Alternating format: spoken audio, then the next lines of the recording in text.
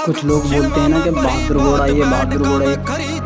हरियाणा में टोचन किंग है भाई। कुराड़ गांव में आ जा तेरे बहादुर घोड़ों को गोबर ना फटवा दिया ना निशु भाई रूत भाई ने।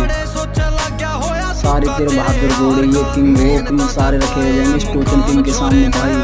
अच्छा ट्रैक्टर नहीं टिक पाया, जेसीबी भी नहीं टिक पाई इसमें इसके सामने। तू क्या चीज है भाई, किसी से तेरा मन करे किसी से भी कर लेना टोचन किंग, आजा।